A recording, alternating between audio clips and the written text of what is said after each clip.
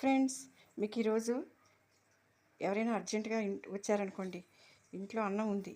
అప్పుడు ఏం చేయాలంటే ఇలా టిఫిన్ చేయొచ్చు. దీనికి కావాల్సినవి కొంచెం అన్నం ఉందనుకోండి, మీరు కొంచెం అన్నం ఉండి ఎక్కువ అతిథులు వస్తే ఇంకొంచెం వెజిటబుల్స్ కలుపుకుంటే అందరికీ సరిపోతుంది.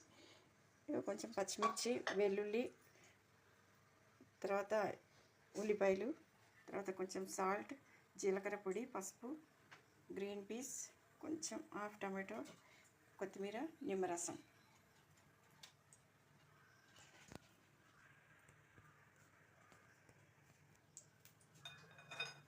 ముందు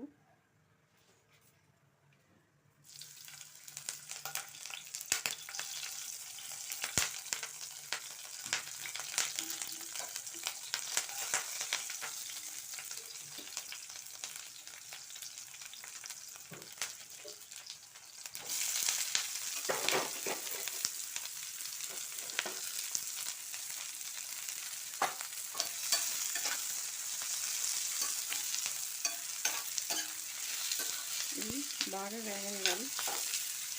ఉల్లిపాయలు కనిపిస్తూ ఉంటే బాగుంటుంది. వెజిటబుల్స్ అవి క్యారెట్ కూడా వేయచ్చు.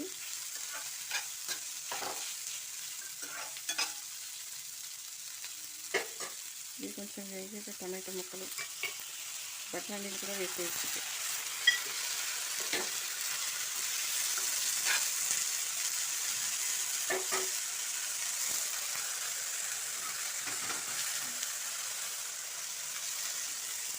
దీన్ని ఇలా మూత పెట్టేయాలి. ఫ్రెండ్స్, ఇప్పుడు చూద్దాం. ఇలా వేగింది కదా. ఇలా వేగిన దాంట్లో ఇప్పుడు ఉప్పు, పసుపు, కారం, ఉప్పు, పసుపు, జీలకర్ర పొడి వేయాలి. వేసాక ఇందులో ఈ అన్నాన్ని వేసి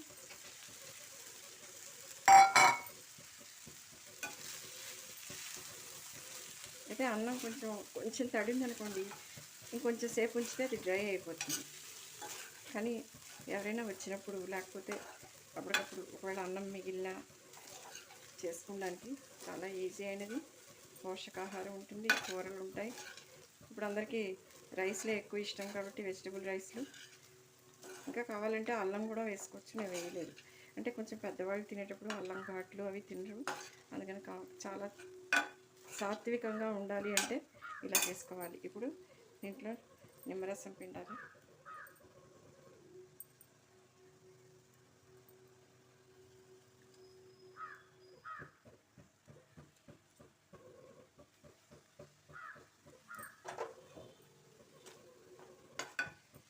నిమ్మరసం పిండాక కొంచెం కొత్తిమీర వేయాలి.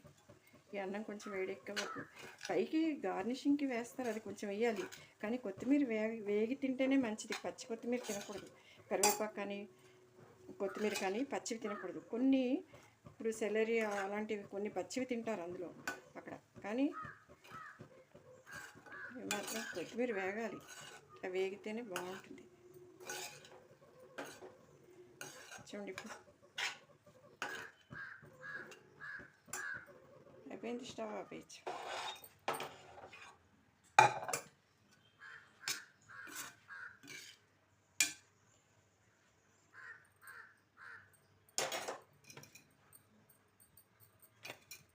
కొంచెం కావాలంటే. ఫ్రెండ్స్, చూడండి రైస్ ఎంత బాగుందో. అందరూ ఇష్టపడతారు.